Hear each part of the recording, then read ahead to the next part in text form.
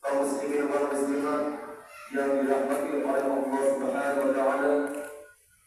Marilah kita sama-sama panjatkan puja serta bersyukur kepada Allah Subhanahu wa taala yang telah melimpahkan berbagai kenikmatan kepada kita. Kalau kita tidak akan bisa menghitungnya, khususnya nikmat iman, nikmat Islam, nikmat sehat walafiat, sehingga pada malam hari ini kita dapat melaksanakan kewajiban kita, yaitu sholat Aisyah berjamaah dan dilanjut dengan sholat sunat tarawih. Kemudian sholat serta salam terlipat curahkan kepada junjungan kita Nabi besar Muhammad sallallahu alaihi wasallam beserta keluarganya, para sahabatnya, para tabi'in serta umatnya hingga akhir zaman. Masyaallah muslimin rahimakumullah. Malam ini kita sudah menginjak di malam yang ke-19 di bulan Ramadan.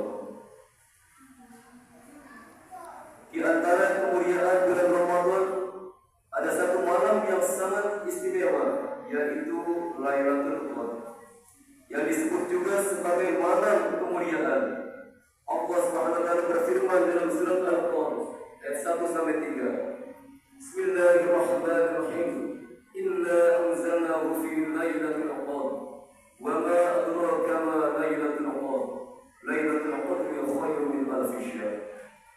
Sungguhnya kami telah menurunkan Al-Qur'an pada malam kemuliaan. Dan tahukah kamu apakah malam kemuliaan itu? Malam kemuliaan itu lebih baik dari 1000 bulan. Masyaallah muslimin rahimakumullah.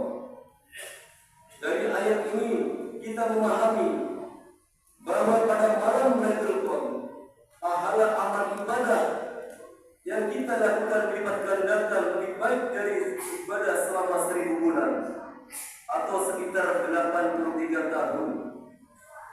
Maka siapa yang mendapatkan malam ini dengan penuh keimanan dan keikhlasan akan mendapatkan keberkahan yang luar biasa. Lailatul Qadar juga berkaitan dengan peristiwa besar dalam sejarah Islam, yaitu nuzulul Quran atau turunnya Al-Quran. Dalam Quran surat Al-Baqarah, Allah Subhanahu wa taala berfirman, "Syahrul Ramadan alladzi unzila fihi al-Quran hudan lin-nasi wa bayyinatin minal huda wal furqan." Bulan Ramadan adalah bulan yang di dalamnya diturunkan Al-Quran sebagai petunjuk bagi manusia serta penjelasan mengenai petunjuk itu dan pembeda antara yang benar dan yang batil. Dari ayat ini kita memahami bahwa Al-Quran diturunkan sebagai pedoman hidup bagi manusia. Oleh karena itu, Ramadan bukan hanya bulan puasa, tetapi juga bulan untuk memperbanyak interaksi dengan Al-Quran, baik membaca, memahami, maupun mengamalkannya dalam kehidupan sehari-hari. Lantas bagaimana cara meraih keutamaan Lailatul Qadar? Yang pertama, memperbanyak ibadah di 10 malam terakhir. Berarti mulai besok Rasulullah bersungguh-sungguh dalam ibadah pada 10 malam terakhir Ramadan. Dalam hadis riwayat Imam Bukhari dan Muslim disebutkan bahwa Nabi Muhammad SAW menghidupkan malam-malam tersebut dengan ibadah, membangunkan keluarganya, dan bersungguh-sungguh dalam beribadah lebih dari hari-hari sebelumnya. Yang kedua, memperbanyak doa, terutama doa yang diajarkan Rasulullah SAW.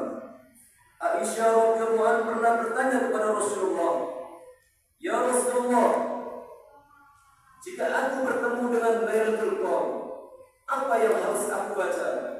Rasulullah SAW menjawab, "Allahumma innaka afuwwun tuhibbul afwa fa'fu anni."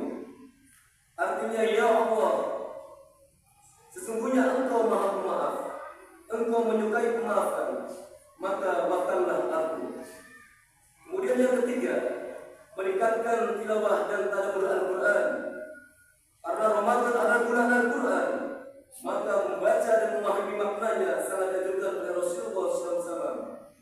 Rasul bersabda, "Sebaik-baik kalian adalah yang belajar Al-Quran dan mengajarkannya." Hadis riwayat Imam Bukhari. Yang bermanfaat meningkatkan sedekah dan amal kebaikan. Rasulullah SAW dikenal lebih dermawan di bulan Ramadan. Jika ingin meraih keberkahan Lailatul Qadar, perbanyaklah sedekah dan membantu sesama. Hadirin sekalian, Lailatul Qadar adalah malam penuh keberkahan yang lebih baik dari 1000 bulan. Maka kita manfaatkan 10 malam terakhir Ramadan ini dengan ibadah yang maksimal, memperbanyak doa, membaca Al-Quran, dan memperbanyak amal kebaikan. Semoga Allah Subhanahu wa Ta'ala memberi kita kesempatan untuk meraih Lailatul Qadar dan menerima segala amal ibadah kita di bulan Ramadan ini.